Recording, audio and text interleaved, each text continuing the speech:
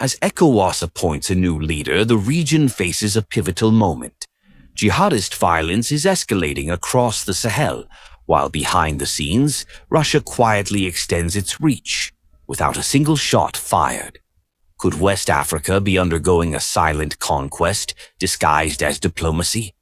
Can ECOWAS reclaim security authority, or is sovereignty slipping toward the Sahel alliances and Russia? Let's find out.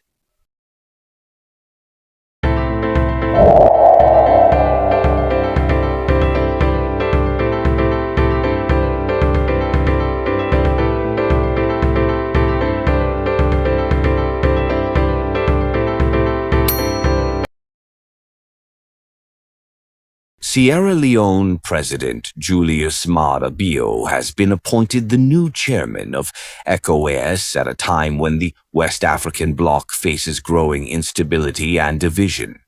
In his acceptance, Bio pledged to focus on strengthening democracy, regional security, and economic integration. His leadership comes as ECOWAS grapples with jihadist insurgencies, economic hardship, and the withdrawal of Mali, Burkina Faso, and Niger, nations now aligned with Russia and estranged from Western allies. Bio, already battling a drug crisis and weak economy at home, takes the helm amid the region's most volatile era in decades. But what happens if ECOWAS fails to stop the domino effect of military coups in the region? In the dusty heart of the Sahel, a shadow has been growing. JNIM, a jihadist coalition, has quietly but deliberately expanded its reach across northern and central Mali, seeping into Burkina Faso and Niger. With frightening precision, they've launched synchronized attacks, like in Timbuktu and Bulkesi, exposing just how fragile junta-led forces really are.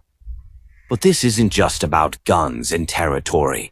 Their mission is deeper: expel foreign troops, impose Islamic law, and spread jihadist control. They've mastered the chaos, using government violence against Fulani and Tuareg communities as fuel for recruitment. Their tactics blend banditry, insurgency, and survivalism, making them nearly impossible to pin down. This year alone, their attacks in places like Benin have left more dead than all of last year. Civilians are increasingly caught in the crossfire as JNIM responds aggressively to military pushbacks. Each strike chips away at public faith in national armies. Military coups in Mali, Niger, and Burkina Faso have only made it worse, weakening regional coordination and giving JNIM the perfect storm to thrive. Governance is failing. Corruption festers. The economy sputters. And the climate? It's drying up farmland and igniting conflict over scarce resources. Into this turmoil, global powers like Russia and Iran are stepping in, not to help, but to carve out their own spheres of influence. The Sahel isn't just fighting militants, it's fighting collapse. And JNIM is watching, waiting, and growing stronger in the cracks. In the heart of West Africa, where the desert winds of the Sahel blow across ancient gold fields, a quiet transformation is underway. Mali, long seen as a fragile state caught between jihadist violence and military coups, is now the centerpiece of a bold geopolitical gamble, one being played not by Western powers but by Russia. It began subtly. First came the gold. In early 2025, with Moscow's support, construction began on a massive Russian-backed gold refinery just outside Bamako. For decades, Mali exported its raw gold with little domestic benefit. But now, with Russian and Swiss investors pouring in funds, the nation is gearing up to process 200 tons of gold annually, transforming not just its economy, but who controls it. Then came the nuclear ambition. In June, Mali's junta leader Assimi Goïta traveled to Russia, where he shook hands with President Putin and signed a sweeping nuclear energy deal. The partnership, led by Rosatom, promises to bring peaceful nuclear power to Mali, but observers see more than just lights turning on. They see strategic dependency forming. And all the while, the military ties have only deepened.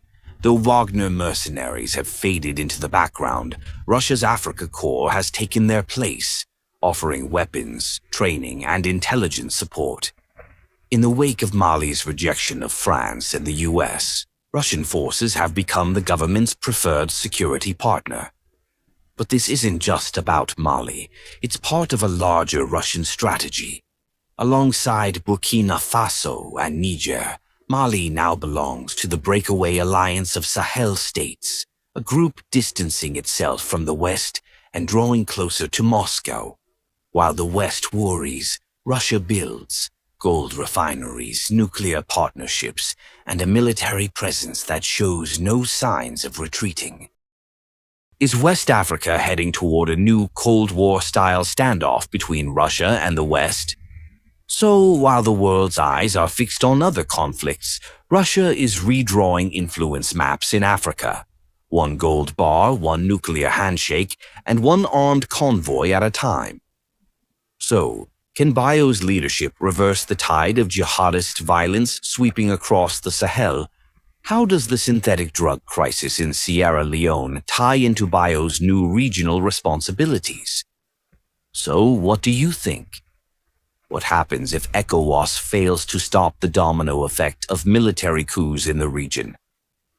Kindly share your thoughts in the comments, and don't forget to like, share, and subscribe to this channel as we look forward to seeing you on our next video.